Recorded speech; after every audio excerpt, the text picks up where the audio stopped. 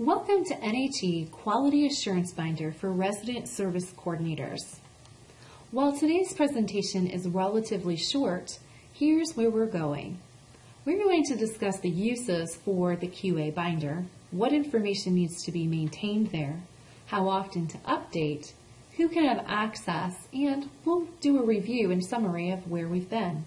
As we begin talking about the QA binder, the QA binder is essentially everything in your service coordination program in one place. This is a format that NHE uses for all service coordinators and is a mandatory requirement.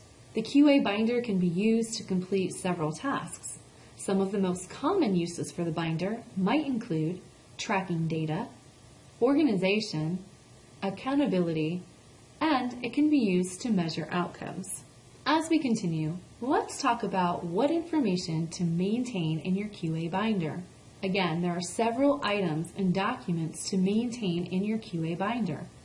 Your QA binder needs to be a 3-inch, 3-ring binder that is kept from year to year. You can maintain your binder according to semi-annual reporting periods. Thus, your binder would begin April 1st of each year and run through March 31st of the following year. The semi-annual performance reporting periods are April 1st through September 30th and October 1st through March 31st. If you have questions about this, please contact your supervisor, your mentor, or your quality assurance specialist. Now you know what your actual binder needs to look like. Let's talk about the actual information that you're going to maintain in that binder. This is a quick snapshot of the table of contents of each NHE QA binder. The first item in your binder should be your job description. The second item is going to be your personal resume. The third thing is going to be your training tracking form. The training tracking form just needs to be maintained for your first year as a service coordinator. Therefore, if you've been a service coordinator for 5, 10 plus years, you want to make sure that you have your training tracking form from the first year you were a service coordinator in your QA binder. Additionally, in this section, you're going to keep copies of your training and/or CEU certificates of all of the training that you've had during those semi-annual performance reporting periods. The fourth section is where you're going to keep your QA webinar handouts. These are emailed out to everyone after the QA webinars. Section 5 is going to be your semi-annual performance reports. Therefore, you would have 2 semi-annual performance reports in each annual binder. Section 6 is for your month of reports. Section 7 is where you're going to maintain your QA annual report with information such as survey results, any quizzes or file review feedback that you've received from your QA specialist.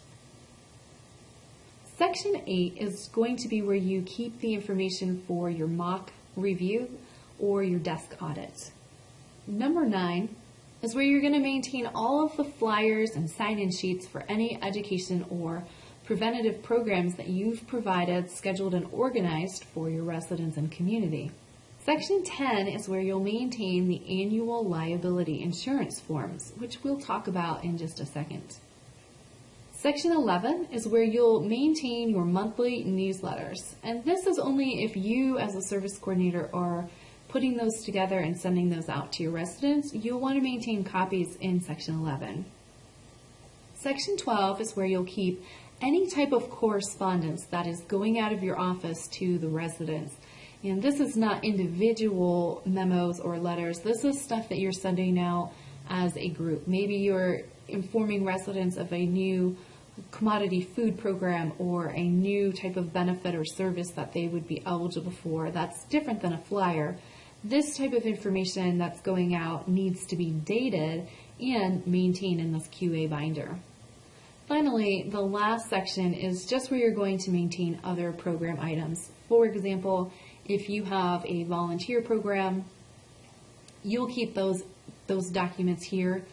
Memorandums of understanding, meeting agendas, etc. All of that information would go in this last section. So as service coordinators are compiling all of this information, we often get the question, what if I can't find some of the required documents? please check the NHE Employee Intranet under the Service Coordination section for access to the following documents. First of all, you can go to www.nhe-inc.com and use the passcode that is specific to NHE employees provided by your supervisor or the HR department. The documents that you can find there are ever growing, but some of these documents would include your current service coordinator job description, a sample liability form, and the documentation reference guide for instructions on when to obtain a copy of the liability insurance form and how often to update. If you're not sure why you need the liability insurance form or how to utilize that, all of that information is located in the documentation reference guide for your convenience. Now that we have our binder, we have it put together, we have all of the information in it, how often do we need to update this binder? Your QA binder is truly a living document and needs to be updated as often as necessary. Here's a few tips that will help you better understand how to use your binder. You're going to add updates to your binder after a QA meeting so you can include the handouts. After a training so you can include your CEU certificates or information regarding the training. You'll want to make sure that you're updating your binder after an educational or wellness program to include flyers and sign-in sheets. At the beginning of each month when you complete your monthly report, and after a semi-annual performance report. As you can see, your binder is truly a living document and you're going to be updating it very, very often. Which brings us to the very next question, which is who has access to my binder? I know this is a soft spot for service coordinators because this is something that, essentially is all of their work compiled into one place.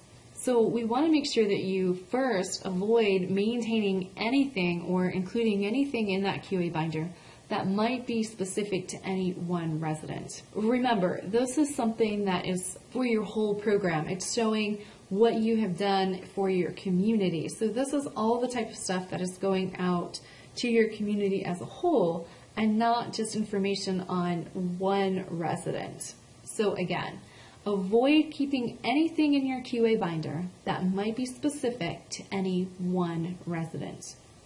Listed here, you'll see, are a list of individuals who may need to gain access to your QA binder. These people would include your QA specialist, your supervisor, the HUD project manager for your community, the property owner, or the property manager. When they might look at this QA binder is at various different times, which we'll talk about in just a second. But let's review.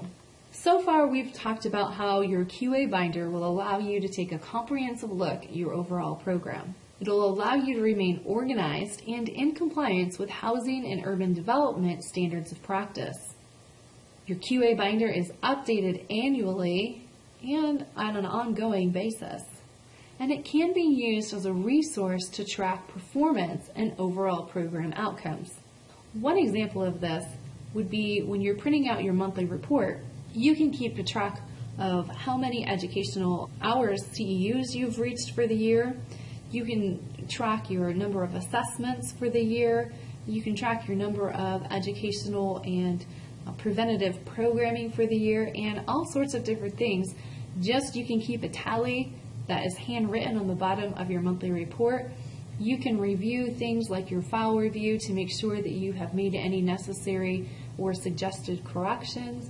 And there's so much more that you can do. So really feel free to use these documents and to use this binder as something that is really going to help you improve your overall performance and show where you have been and where you're going and where you are currently. This is such excellent work, and as you begin compiling information, feel free to reach out to your mentor, supervisor, or QA specialist for assistance. Perhaps you want to utilize your QA binder in a way that maybe no one has and you've got some great ideas. Just reach out to someone. Feel free to run those ideas by them or ask for help. Here's how your QA binder will be reviewed. It'll be reviewed by your QA during a site audit or your supervisor during a site visit. This could also take place if your property manager is having a MOR review, or if they're having a HUD audit. HUD may request, or the property manager or owner may request information about your program. Having a QA binder is going to make it really easy to just say, here's my binder, here's what I've done during these 2 semi-annual performance review periods. And the service coordinator essentially doesn't need to do anything because this document and all of the information in it is already updated. The second way is when QA does a desk audit, and they'll explain more about what a desk audit is, but just know that your QA binder is a requirement for each NHE resident service coordinator to have, maintain, and utilize to take responsibility for their program, to look at where they've been and look at where they're going. It's a great resource as well for you as a service coordinator to set goals for yourself and really track your own performance. Well, as I said, this is a very quick module and a quick presentation. So we really hope that this presentation has answered a few of your questions so that you feel more prepared to be successful in your role as service coordinator. As always, if you have any further questions, please reach out to us. You have a mentor, your supervisor, or your QA specialist. We're here to serve you and want you to succeed and feel supported in your role. Thanks for being here, and have a great day.